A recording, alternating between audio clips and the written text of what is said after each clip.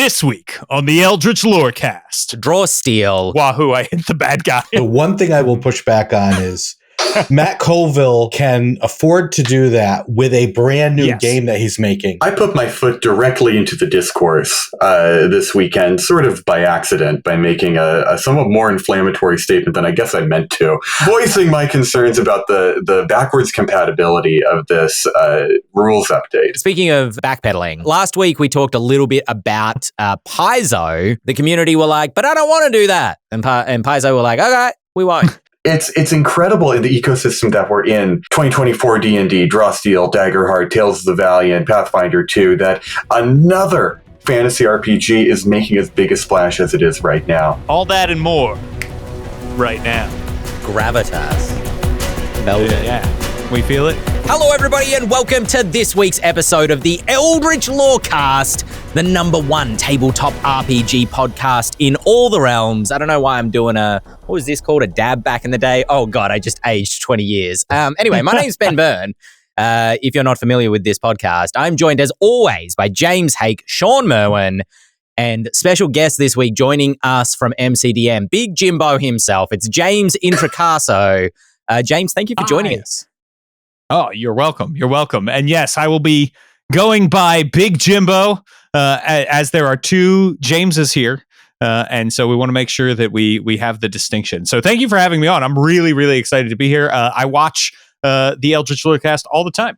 And so it's really great to finally be here on mic talking with you. There's a little known lore. Obviously, I've worked with Shawn and James many times before, but Ben, you and I were on a plane together once after PAX Unplugged last year, but we did not speak to each other except through Twitter DM. So because you were way up and I was way in the back of the plane, and you had to go to Australia and I was going to California. Yeah, I did have to run to that next plane. But this is a slightly odd experience that I'm having increasingly, in this career path of, working in the RPG industry. Because you and I have never actually met or had conversation like this before today, and yet it feels like, partly from that PAX experience, I was just like, oh yeah, I know James. We don't need to introduce myself. Me and Big Jimbo, we talk all the time. Exactly. Yeah. You're on a BJ name basis with me. You know what I mean? So yeah. So and again, as Shawn and James can tell you, that's how everybody in the industry refers to me, as Big Jimbo. So that's that's right. what it is. I do have to ask. I would be remiss having you here if I didn't ask. Draw Steel. Did you start with a whiteboard, write "Wahoo, I hit the bad guy" on it, and then we're like, all right, we need a name. This is our starting point. Where do we go from here? Let's come up with our verb. So we did it similar to the way we came up with the name Flea Mortals, right? Which is our 5e monster book. Which is to say that we had a spreadsheet where everybody threw in a bunch of names. And then Matt's a professional writer. He's got a knack for naming things. And what he'll do is he goes down and he narrows it down to the names that he likes. And then he presents them to everybody and we vote. We do like a Google form vote. And then whatever wins, that's the name. So sometimes that's how it works. Other times we go into a product and we're like, oh, we know that we're going to call this class the talent.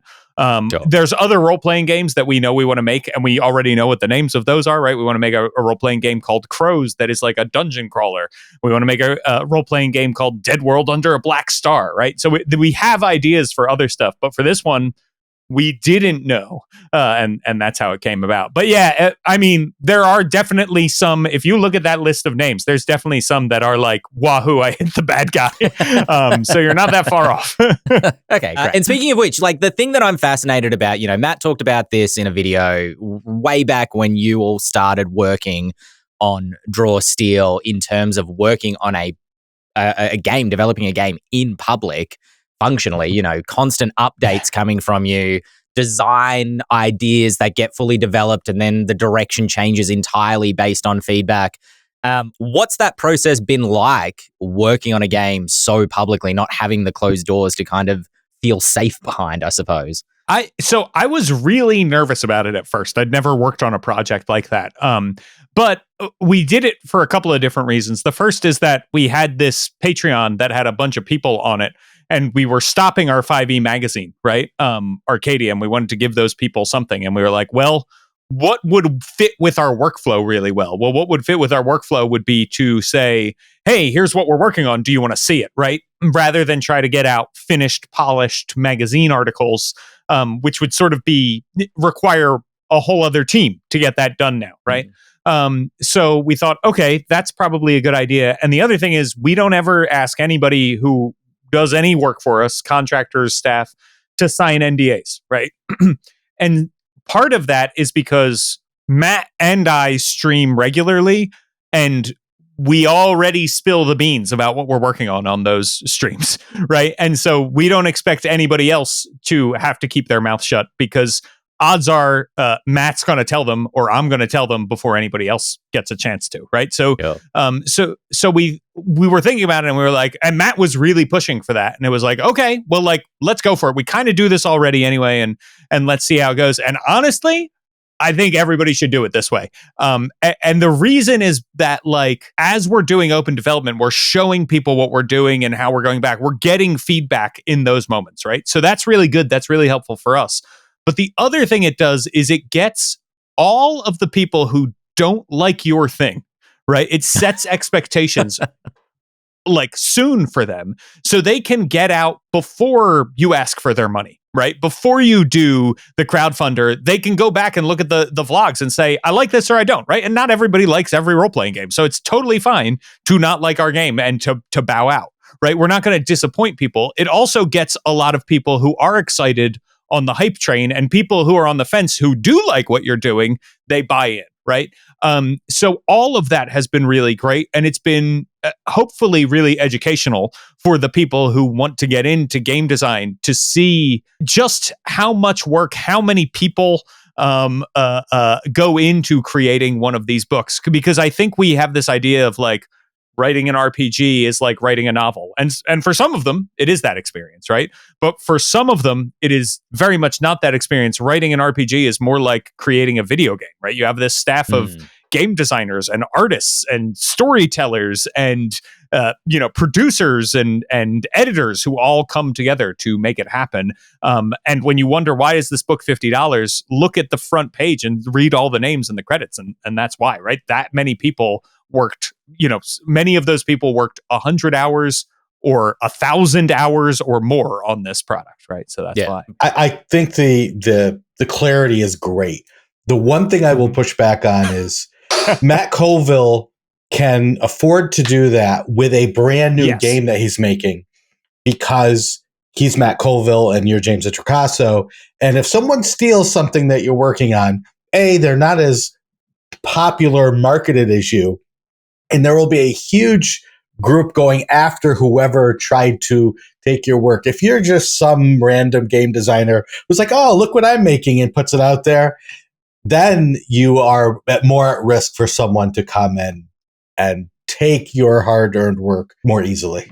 Yeah, and I think that is, like, we need to acknowledge the tremendous position of privilege that MCDM has, right? Like, we have this great fan base that was built up through YouTube, and so we're very fortunate in that regard that we can do this, and that people will pay attention when we do, right? Yeah. That's the other thing. Like, this open development process helps get people on board for us.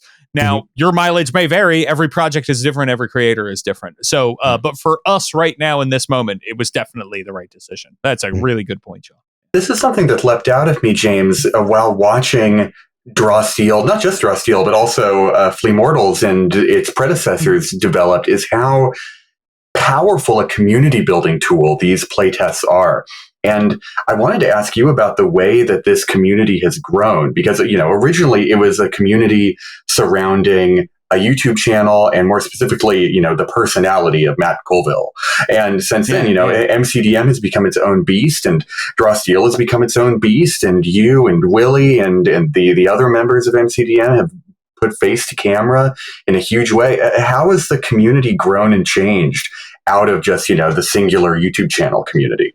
Yeah, that's a really good question. And I started working with MCDM right before the pandemic as a freelancer, right?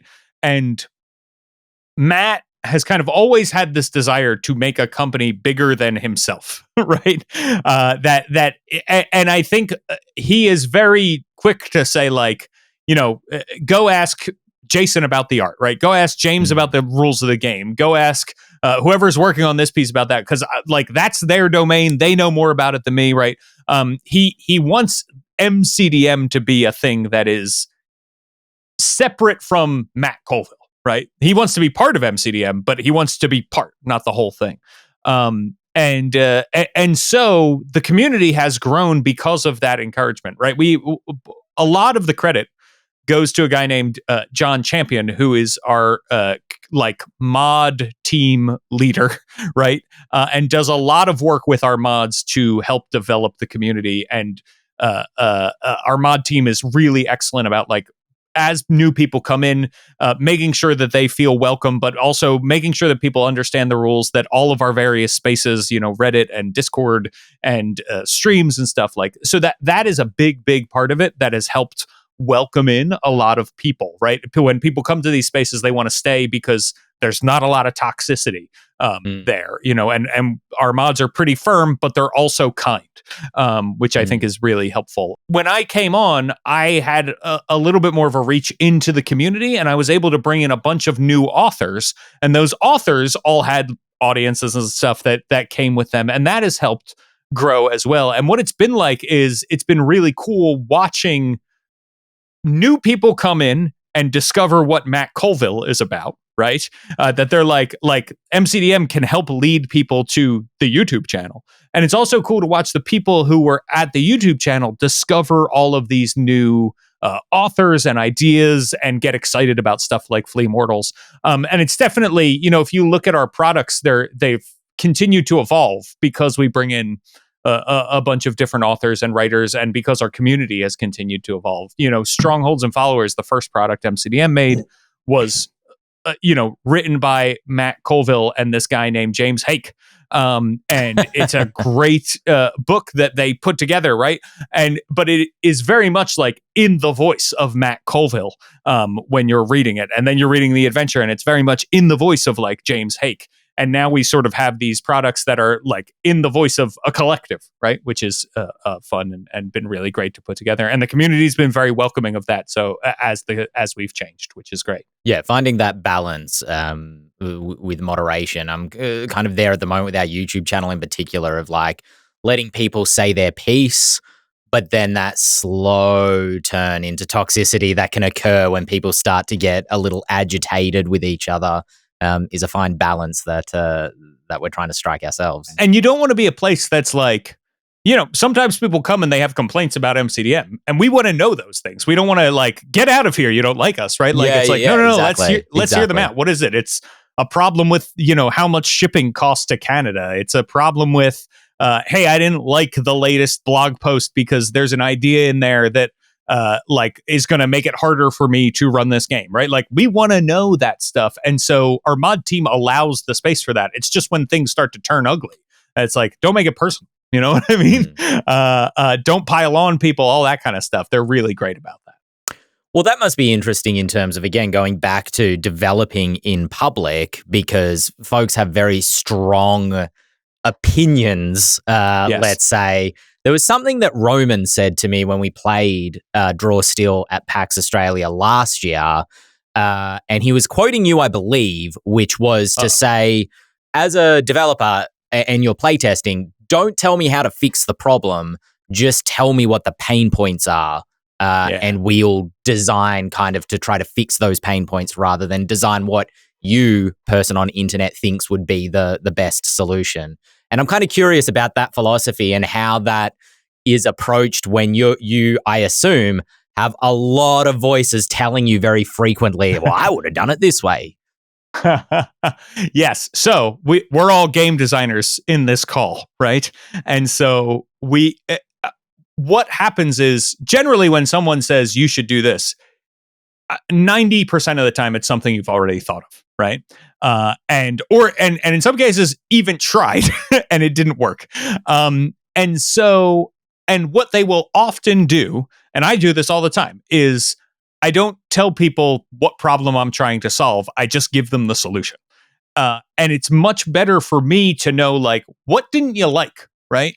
Because then I can think about how do I address that? Because there's also not only are you maybe suggesting something I've already tried, you're also don't have the full picture of the game. You don't know that over here we're working on this other thing. And that's why this rule would fix this little thing, but it's going to mess up everything else over here, right? And so we often in our open development will say, right, like as we put out videos and stuff, like we're not looking for feedback on this yet. We are looking for your opinion about what you think about this, but we don't need solutions. And that has really helped. And again, the community starts to learn that. And so they help tell new members of the community, like, hey, what do you think is the problem, though? What are you trying to solve with that, right? Like they know the right questions to ask of people as they get there. And we certainly do every time we put something out, get a million suggestions, a million, this is how I would have done it.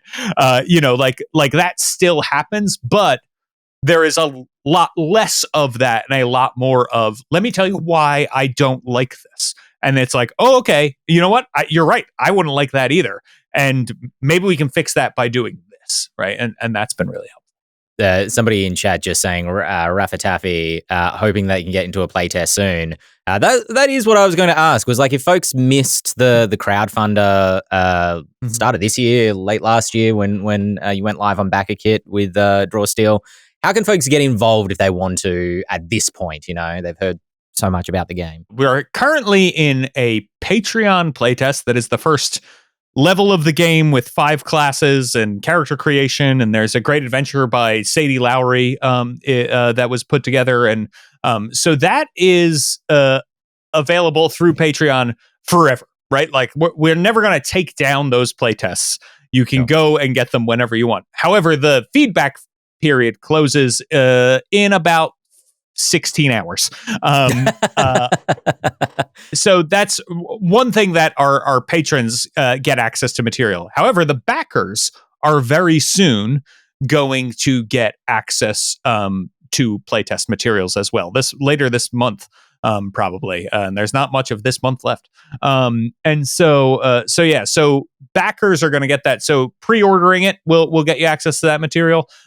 Being on the Patreon, like they'll also get this new playtest when it becomes available. But you will be able to find people, because 30,000 people in the RPG community, thank you very much to you, all backed Draw Steel, right? And so many of those people, I think, are going to be out and looking for people to test with and stuff like that. And we don't have any restriction on, hey, you backed it, but you can't share the rules with somebody who didn't, right? Like, no, that's how you're going to get people to play that game. So there's probably going to be many ways people can find it shortly and get in on the playtest that way as well. And then, eventually, my hope is that we can put out some free content for people who want to, like an adventure with pre-gens or something like that. Sure.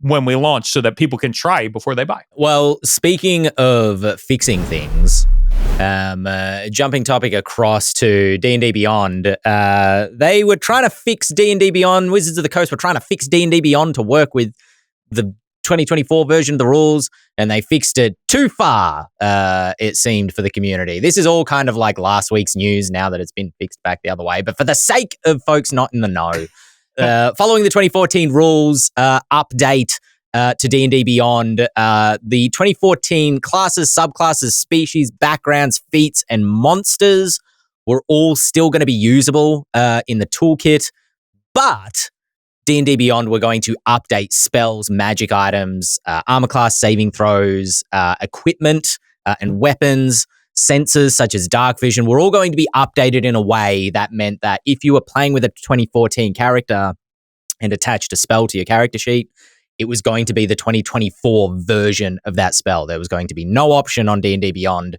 to be able to attach 2014 spells and magic items in particular to your character sheet, which the community regaled against. You still had access to those 2014 rules through the compendiums if you had purchased the books. So you could still go in there and read those rules if you wanted to. You just couldn't attach them to your character sheet unless you made them up in Homebrew using the Homebrew tools and then attach them to your character sheet. Anyway, all of this to say, Wizards of the Coast and D&D Beyond have since reversed to that position. And as far as I'm aware now, reading from their Twitter post, which I have right in front of me, You will be able to maintain your character options, spells, magic items in their character sheets. Players with access to 2024 and 2014 digital players handbooks can select from both sources when creating new characters, and players will not need to rely on Homebrew to use their 2014 2014 player options, including spells and magic items. I put my foot directly into the discourse this weekend, sort of by accident, by making a somewhat more inflammatory statement than I guess I meant to.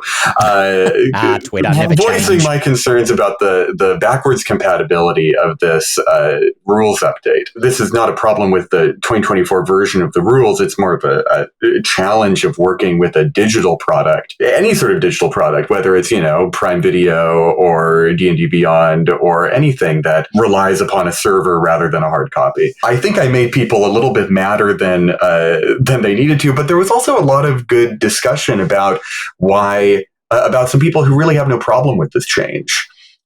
People who would rather see this as errata to an existing edition than a new edition. And it really clarified to me how a lot of this issue is really an issue of perception. The fact that all this stuff is compendium content, is like that it's legacy content within the compendium, I think is great. This has happened before. I think for a major example is when the Demon Lords presented in Out of the Abyss were updated in Monsters of the Multiverse. There were fairly significant changes made to them. Usually, the Demon Lords got a little bit weaker in the update, and some people got very, very mad about it. But at the end of the day, it didn't matter much because monsters they live completely within the compendium anyway. There's no digital toolkit integration for them, except for maybe the encounter builder, and even that's pretty light. Spells and magic items are a different story. Those have major digital toolkit implications when they show up on your character sheet, because there are buttons to press and things that they do when you press that button. And people who really care about the old versions, and looking at the spells that are changed, I don't think it's that big a deal. I think the spells that were changed are generally for the better. Though I can absolutely see people who are feeling like purists about it. They do not want to update the rules in any way. But it's an issue of perception at the end of the day. Is 2024 a new edition of Dungeons & Dragons? Or is it simply a large-scale errata to 5th edition as was published in 2014? It's hard to say because Wizards has sort of intentionally obfuscated that distinction. And so, at the end of the day, maybe it is Wizards' own fault for getting themselves in this situation by making this a sort of new edition, not new edition scenario. That you want to talk about public development. Well, here's a place where it might not hurt to say, hey, you know what? We're thinking of doing this. How do people think about that? Would it change the way you use it? If only you had some major way to speak directly to your customers. Through, say, D&D Beyond, to reach out and let us know how you feel about how important is it. Would you consider us bumping these things up to 2024 rules a boon or something, and get a percentage so you actually know how important it is to a majority of your fan base? That would be probably a good move. When this news broke, I was kind of like, okay, I can see why people are upset. I can completely understand. Like, if I look at the spells in particular, Cure Wounds at first level being 2d8 as opposed to 1d8 could drastically kind of change, as a GM, how you build encounters, because you're like, okay, they can heal much faster on average than they usually could. And if they don't have the option to attach that 2014 version of the spell to their character sheet, that could be cumbersome, and then I got to go in and I got to, use the tools to create my homebrew version. My question, which became more curious when they made the change back, was like, why? I kind of assumed, I think maybe like you, Joey, that it was maybe a software limitation. Maybe this is going to sound extremely dumb, but I thought in the way that you have, you can't name two files the same thing in a window on your computer. Maybe having like 2 Cure Wounds was kind of somehow breaking the software, but then they were duplicating the classes and the subclasses just fine with the legacy tag, and so that didn't necessarily make sense. And now that they've reversed it, I'm just like, okay, cool. Why? For my money, I think there's a sort of user experience element to it. So for example, a whole bunch of third-party material from Kobold Press and the Dungeon Dudes and, hey, even Ghostfire Gaming and MCDM was added to D&D Beyond lately. And I opened up my druid that I'm playing in a current game of 5e, and I was like, what are all these spells I've never heard of? Was there a new book out? Oh, there's all this third-party material suddenly appeared without me opting in, and I'm going back and like, how did the third party toggle get set on without me? It's just like weird back end stuff suddenly causing a bunch of spells to show up in my character sheet that was not, it was built a year ago, and I think someone who is, not as immersed in D&D as I am and not able to instantly recognize, oh, this is not from a first-party source, might have some confusion. And just imagine what it's like if all of a sudden they have two different cure wounds going on in there. It's like, I have no idea why one of these is better than the other. Sure, yeah, that's fair. And I read some sentence about when they were kind of walking it back saying, hey, we viewed this kind of as a free upgrade for everybody who didn't purchase the 2024 version of the books, because they would get the new spells and new versions of the magic items functionally for free because they would be part of the software now. And I was like, okay, well, actually, I can see that line of thinking, I suppose. Yeah, I don't know. I'm willing to give them the longest rope on this one, but I do have some sympathy for Wizards here. It really is. They're damned if they do, damned if they don't. There's no winning here. There's a whole conversation that could be had about that. Yeah, I think it's hard too for the D&D Beyond team, right? And this is the thing, right? There's a lot of people play D&D. A lot of people don't understand, Joey, to your point, right? Mm-hmm. Or I'm sorry, James, to your point. I'm in your house. There are a lot of people who play D&D who don't even know what is going on, right? They probably see that player's handbook and they're like, oh, cool, a new cover, right? Like that. And that's what they think is happening when they see it on the shelf at a bookstore. Having a lot of different spells is going to be confusing. And the D&D Beyond team has to solve this problem, right? Like they didn't decide to make a new player's handbook. They were given a new player's handbook, and they need to be the ones who come up with the solve. And it was probably a matter of like, we thought this was the best course of action. We have a deadline. We have to get this in soon, right? So this is what we decided to do. Oh, we should give everybody a heads up, right? And then it's like, oh, okay, you don't like that. We can backpedal. And it's really hard when the company you work for makes a lot of decisions that people do not like.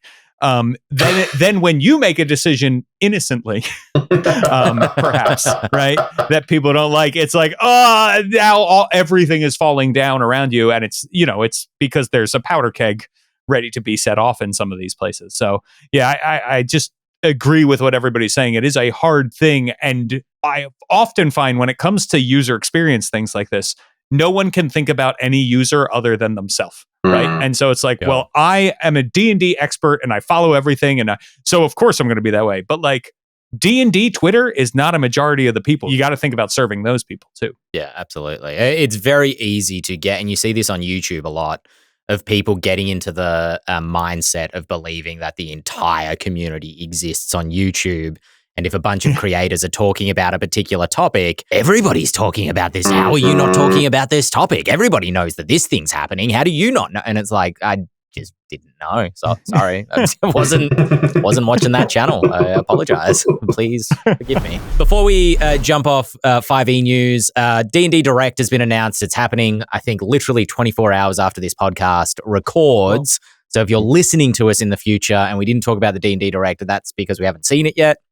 But we got a whole week to digest that news and then spill it cold a week later. They're going to be talking about Project Sigil, apparently, showcasing a little bit more of that and what's coming post the new core book releases, which I'm kind of excited about to hear what new adventure or thing they have coming kind of mid-2025. I'm assuming there's going to be a new adventure module in there. Does anybody else have any predictions or hopes that they'd like to see? Well, I think they're going to do a Red Wizards of Thay adventure is what they promised in the past. Yeah.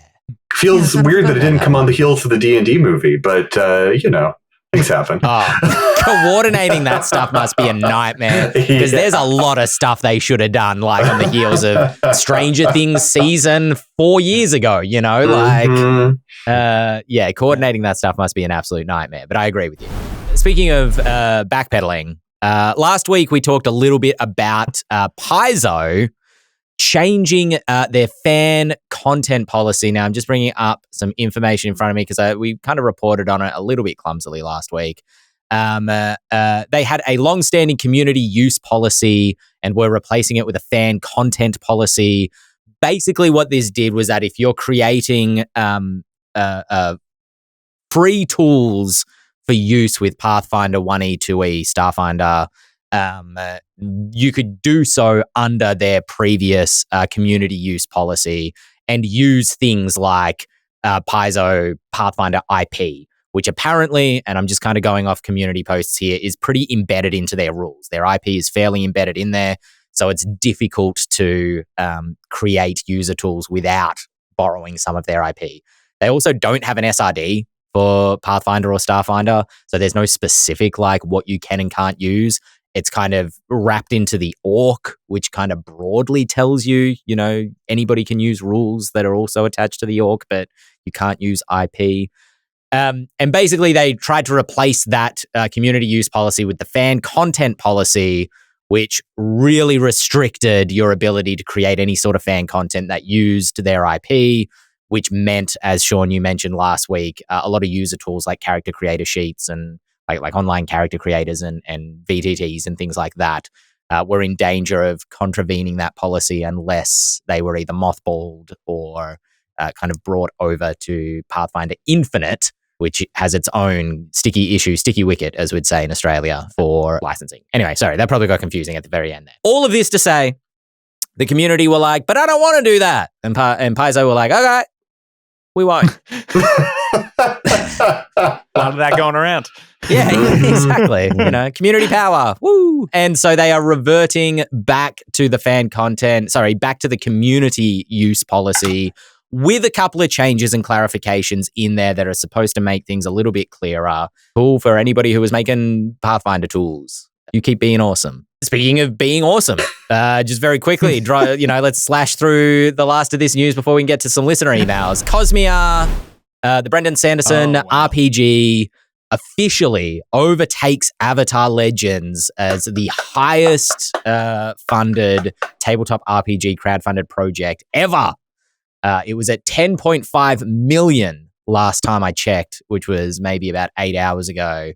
And is poised, I think the predictions are at the moment that it'll make close to 11 million. Be exact, Ben. Be exact. I want to know exactly how much.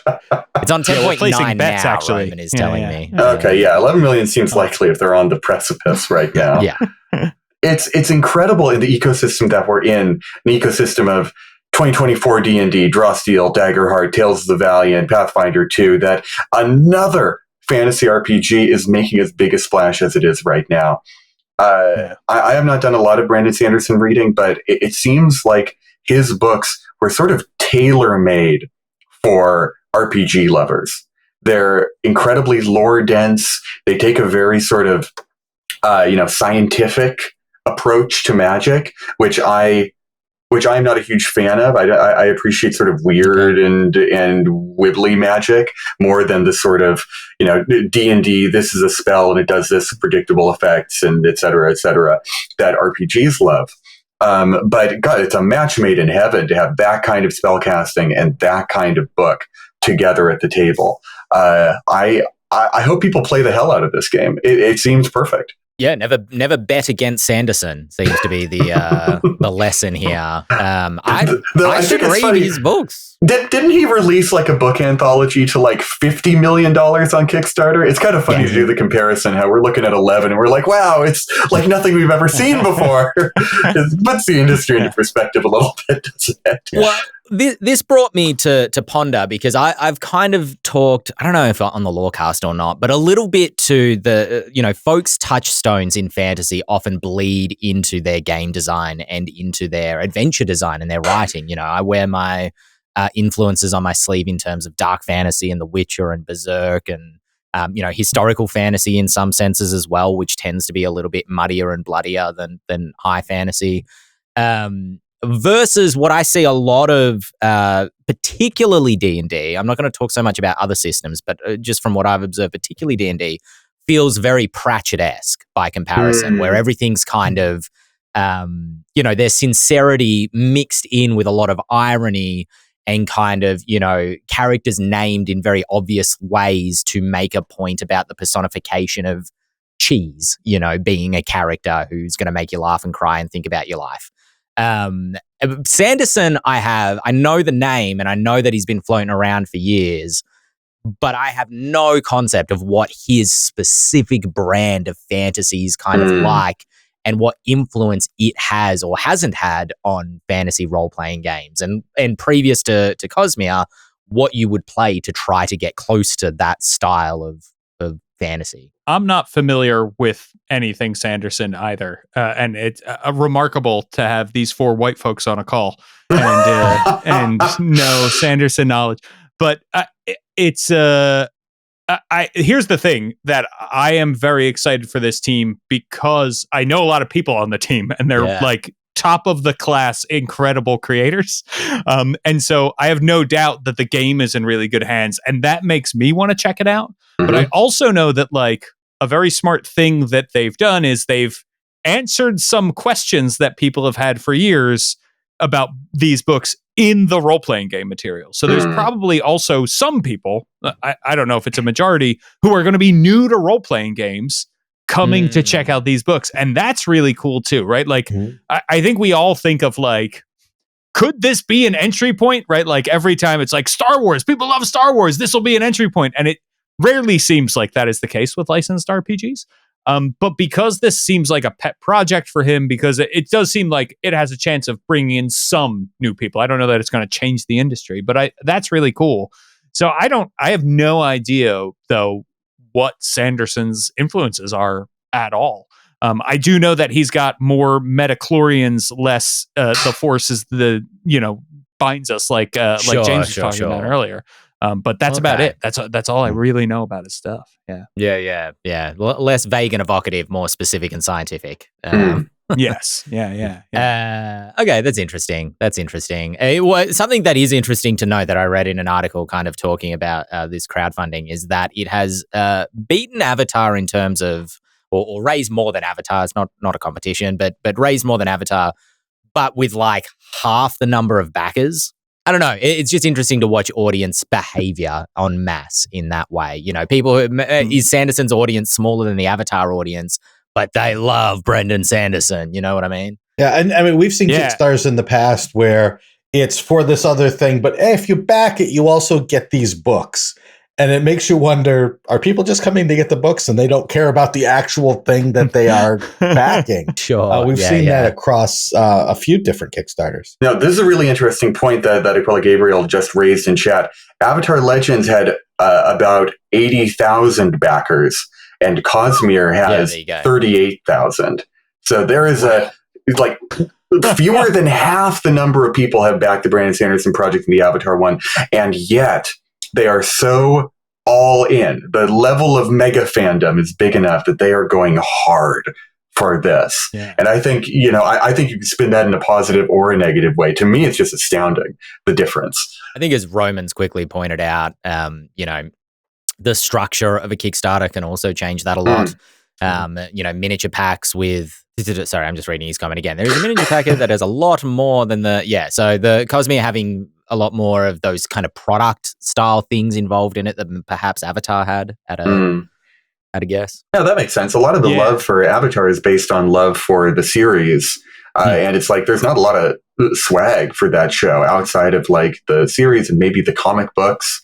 And there were some add-ons for that RPG. Like there was a dice set and a bag and a cloth map. But it's like if the Sanderson RPG has, books and other stuff associated with it, of course, people will pile on add-on after add-on. Yeah, the difference in the average pledge is pretty huge. So the average pledge for Brandon Sanderson right now, as of time of recording, is $287 and change, right? For the Avatar RPG, it's about $116, right? Is the average pledge. So, it's that's a significant difference of over $150, right? Between pledges. So yeah, that's a big thing. Now, still getting 38,000 backers on a Kickstarter is huge. It's a huge number of backers. So, we could only dream to be so fortunate. Any one of us. Yeah. Well, I'm glad, James, you mentioned before entry points into tabletop RPGs, because speaking of entry points into tabletop RPGs, just a quick little bit of news came out about the Mighty Nein TV show based on Critical Role's second campaign, which is slated, I believe, for next year, 2025. Travis Willingham just saying in an EW interview that the storyline diverts quite a bit from the campaign as it played out on the live play. The audience will be seeing the characters that they love, but in a totally new story, which is interesting.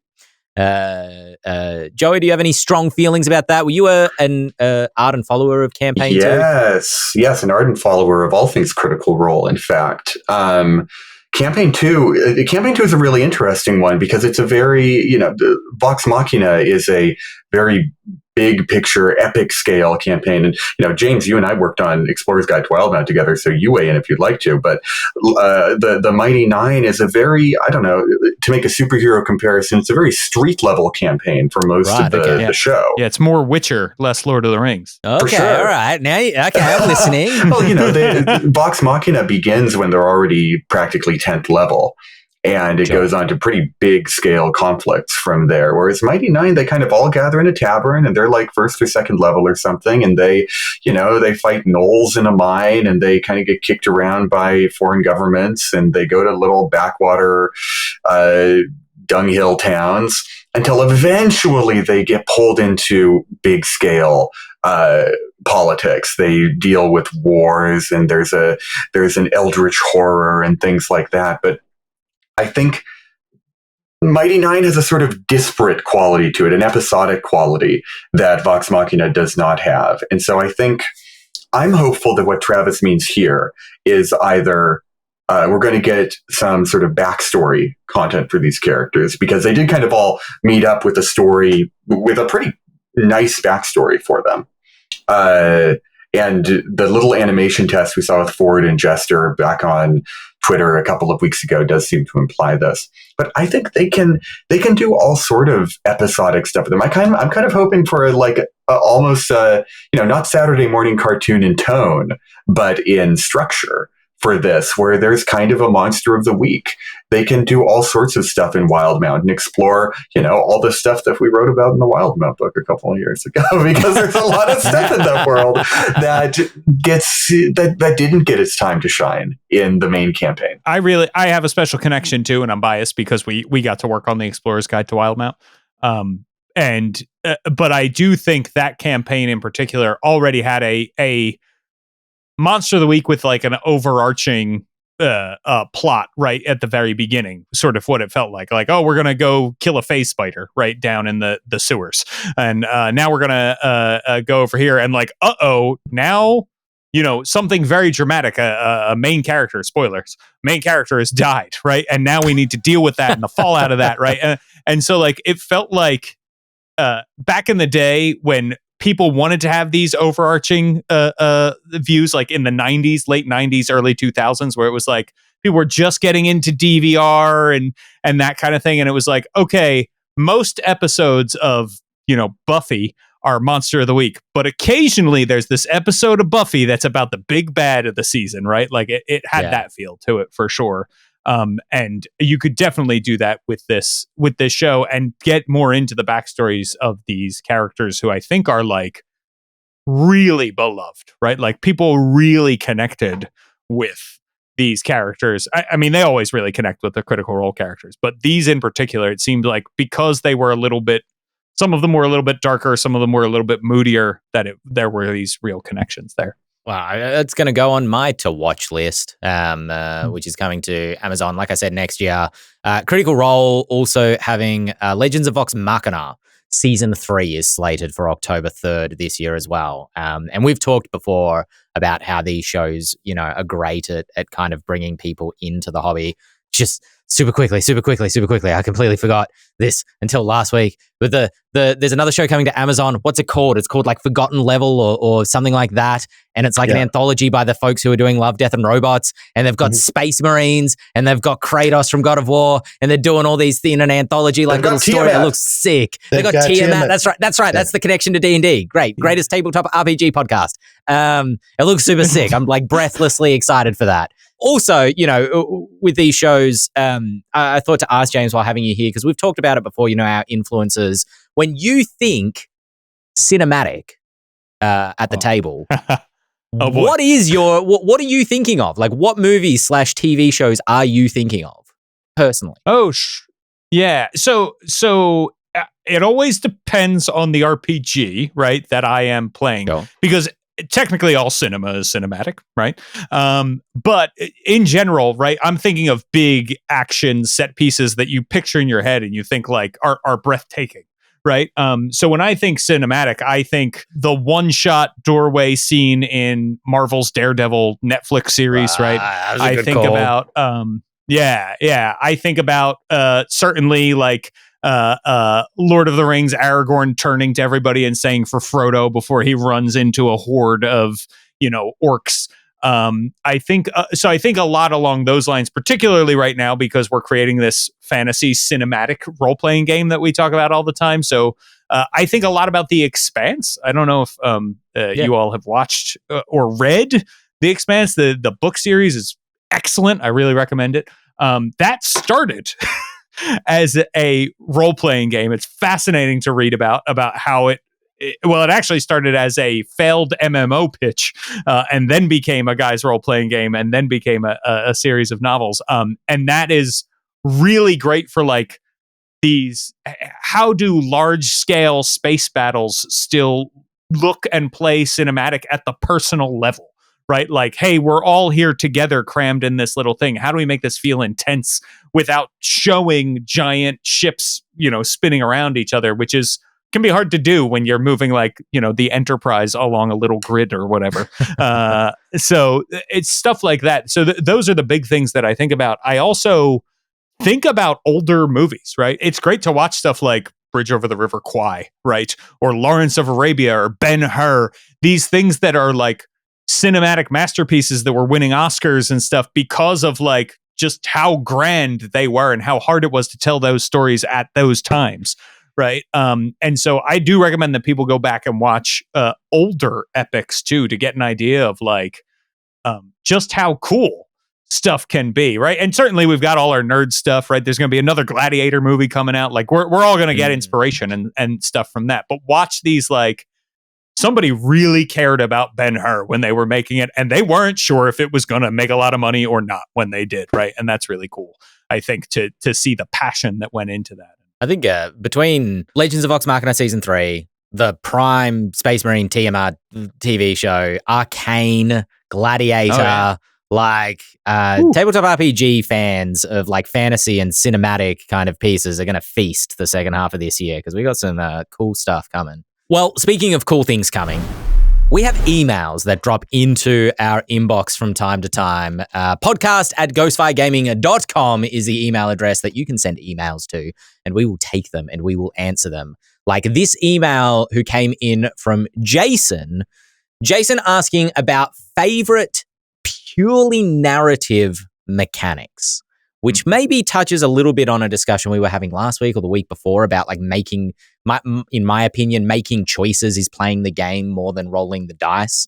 The example that Jason gives, or one of the examples, is in Bluebeard's Bride, a player describes a key which the GM uses as a prompt to decide what hides behind the door, which reminds me a little bit, and this is not baked into the rules of 5e, but of an AC Inc. game I watched a little bit of ages ago, where one of the players described what a lock looked like for the GM to decide what the DC for unlocking it should be. So yeah, Jason asking, what mechanics have you really appreciated that deal purely with storytelling rather than dice rolling? For me, I know that 10 Candles has this mechanic, right? 10 Candles is this horror game you play in the dark. You light 10 candles As it's a foregone conclusion when you sit down to play the game that all of the player characters are going to perish, right?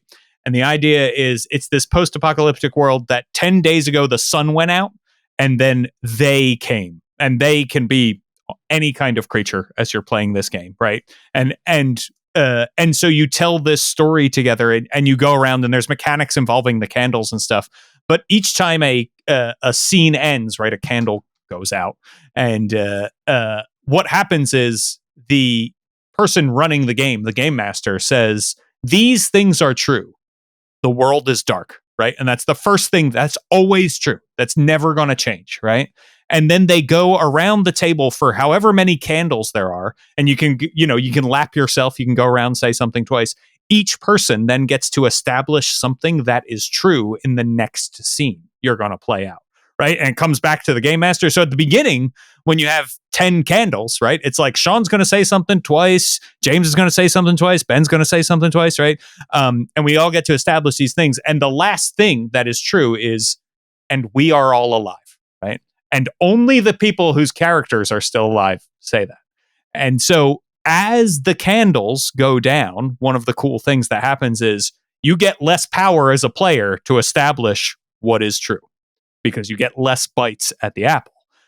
And then you also are listening to each time fewer people saying, "and we are alive," right? These things are true. The world is dark. That's always going to be true. That's really a really cool way to reinforce that and feel like, oh my gosh, everything is dying. And it also has like a creepy cult feel, which contributes to the horror feel of the game. I was going to say, speaking of the satanic panic, this is what they were talking about. Any game where one player who states something, it becomes the truth, and then you have to go from there.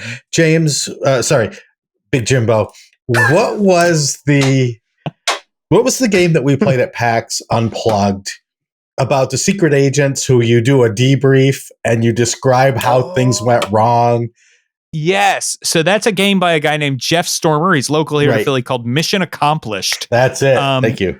And yeah, the game is you're all in a briefing room after a mission has gone wrong, explaining to a director why it went wrong. It's based on an episode of Archer, I believe, where that's sort of the conceit. Yeah. That sounds great. It's so great because you can really say, well, it went wrong because blank, and you put everything on another character. Then that character has to sort of, well, yes, I did that, but this was why, because, and it's sort of passing the blame around the table, and you can get dice as you do good or bad things, and then you roll at the end to see who gets a promotion and who gets taken out into the back alley. I think Fiasco is really good at this as well. Fiasco, I actually played Fiasco a bit before D&D. So it was kind of my introduction into that real role-playing side of things. And that the mechanics for that, for folks who aren't familiar, is there's a little bit more to it, particularly to the structure of the whole game. But moment to moment, basically every character around the table, and everyone plays a character. There's no GM in this game. They get to choose whether they want to establish a scene or close a scene about their character. And whichever they don't choose, the rest of the table does instead. So if I want to establish a scene about my character, I say, all right, I want to establish my character walks into this room, and they can bring in other characters from the table as well. They're going to be talking to this person, and this is kind of what I think the scene's about at the start of it. And then the rest of the table get to decide what happens to that character in the back half of that scene. Or the player can be like, all right, I don't know what I want the next scene to be, so you all tell me what you think the scene will be, and then I'll decide what my character does to kind of close the scene out. And there can be role-playing conversation within those scenes as well. And it's a lot of fun because it's very light, it's very comedic. Fiasco can be played in an evening, but it is probably a good 2-3 hour game, 3-4 hour game to play in an evening. From character creation all the way through to the final montage. But it's really cool at that kind of storytelling only mechanics. And the other one that I can think of. Oh, so you want to talk please about go ahead if you want to dive in. You want to talk about a cinematic game that's not cinematic in the sense of a cast of thousands and space battles.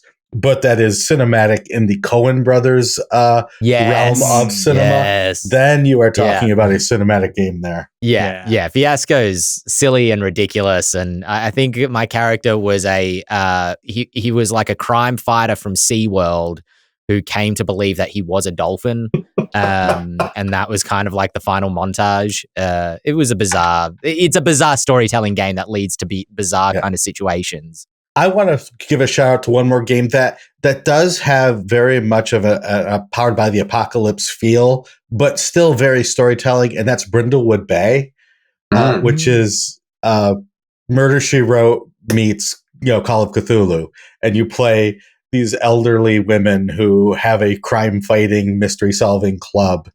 And so you go through, and what you do is you collect clues along the way, but as you collect those clues, you come to the end of the game, and there is no one solution to the mystery, but you take the clues that you found and you put them together in such a way that it makes sense that this is who done it and how and why. And then you have a final dice roll based on the number of clues you've collected and how well you did in collecting them that says whether your solution was right or wrong. And then the game master can give consequences based on your accusations. I want to mention, there's so many games I want to mention here. Like I want to mention The Quiet Year because I love it so much, and I could go into that. But since we've got Big Jimbo Introcaso here, I want to mention a game that I have been dying to play since I saw it at your place in New Jersey one time when I was staying with you for PAX Unplugged. That I've never had the chance to play yet, and it's Knights Black Agents: The Dracula Dossier, the game that includes an annotated copy of Bram Stoker's Dracula as sort of played by secret agents and Knights Templar and so forth who have hunted down Vlad Tepes Dracula throughout the centuries. Oh my God, he's going to find it. It's going to be right back there. Yes. I've got them right here. I want to play that game so bad.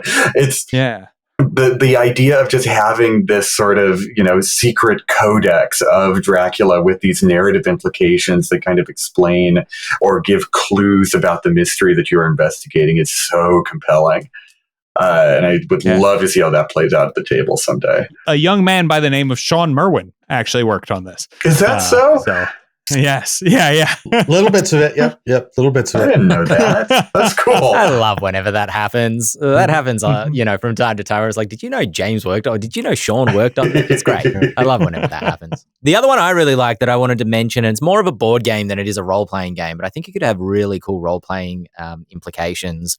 And it's a little bit divisive, I think, in the board game community, I believe. It's called Mysterium. And this game functionally they're not really a game master because, as I said, it's more of a board game. But basically, one player plays as a ghost, and the ghost player cannot talk throughout the game. They have to remain silent. And the other players are all trying to figure out who murdered the ghost, but every player has a different murderer, and they've got to figure out the murder weapon, the location, and then the identity of the murderer, based on cards that are like out on the table. So the locations, there are like 6 locations out on the table of these kind of very detailed pictures. And then the ghost has kind of like vision cards, and all the other players are playing psychics who are trying to commune with the ghost. And the ghost has to just give them cards that the ghost has in their hand. And these cards have like very expressionistic, dream-like artworks on them. The ghost can give a player 1 card. They can give them, I think, up to 5 cards, however many they have in their hand. And the player has to basically look at the card, which will probably look nothing like the location, for example, that they're trying to tie it to. But the player has to intuit through the vision what the ghost is trying to tell them. And it could be as simple as like the location is or the vision card is a desert with a red bird flying through it. And one of the locations has like red yarn, in the foreground of the image. But another location is an aviary. So the player goes, is it the aviary? Because there's a bird in this picture. And the ghost is like, no, that's not what I'm trying to tell you. It's a lot of fun trying to kind of, and like as the player getting your vision cards and being like, what the does this mean? I'm getting more lost the more cards you give me. But I think that could have cool role-playing implications in terms of like, if the ghost was more of a GM and the players were kind of, characters, the GM has these vision cards that they can give to players, and the player can use that as a prompt to set up a scene and be like, okay, so what's happening in this scene is X, Y, Z, and they place the vision card so everyone can see it and describe it. And so it's kind of played through handing out artwork between each other to, create a story. I think there's a seed of a really cool role-playing game in there, but Mysterium's a great game. There have been games like that, and I can't think of them right off the top of my head, but I almost started working on one once. I don't even know if it ever came out, but there's definitely anything that prompts creativity is not necessarily a mechanic, but it sort of is a mechanic, right? Yep. You could have a game where whatever you do, you use a 2-word phrase, 1 or 2-word phrase, and the last word of the last the last letter of the last word in that phrase needs to be what the next character starts their action with, right? You could do anything like that to create just the slightest bit of a prompt that will lead to fun and imaginative storytelling. Sorry, James, go ahead. Were you gonna? Oh no! I was just agreeing. Just agreeing. That's all. With Big Shawn Bow. Speaking of agreeing, I think we're all in agreement that we have gone overtime, so we need to wrap this one up. Thank you for listening. If you've joined us from YouTube, you can join us on Twitch live or Spotify or any of the audio platforms. You can join us live on Twitch, 7 p.m. Eastern Standard Time on a Monday. It's 4 p.m. Pacific, or if you're in Australia, it's 9 a.m. on Tuesday, Eastern Australian Time. Or you can join us YouTube, Spotify, iTunes, any podcatcher that you happen to listen to podcasts on, likes, stars, all that stuff always helps get us out to more listeners. Thank you very much for joining us. James Introcaso, where can folks find you if they want to see what you're up to? Yeah, so twitch.tv/James Introcaso. I stream generally about once a week, do Q&As about RPG stuff, generally about Draw Steel, but I'll talk to you about whatever. And I do still exist on Twitter at twitter.com/James Introcaso as well. And, if you miss Dale, she's over at Monarch's Factory. You can go check her stuff out over there. Well, I have been Ben Byrne, joined as always by James Hake, Shawn Merwin, and Big Jimbo himself, James Introcaso. And we will catch you all again next week for another episode of the Eldritch Lorecast. Dante's the editor. I was wondering who was gonna bring it back. Who's gonna? So when are we all playing the Dracula dossier? Now, Let's do it. James put it in my brain. I'm ready to do it. Well, you just gotta come to PAX Unplugged, Ben. we gotta get there. Oh, that's true. Shawn, you gotta come. So close. If you tell me I need to be there, James, Big Jimbo, I will be there. Anything for you, Jimbo.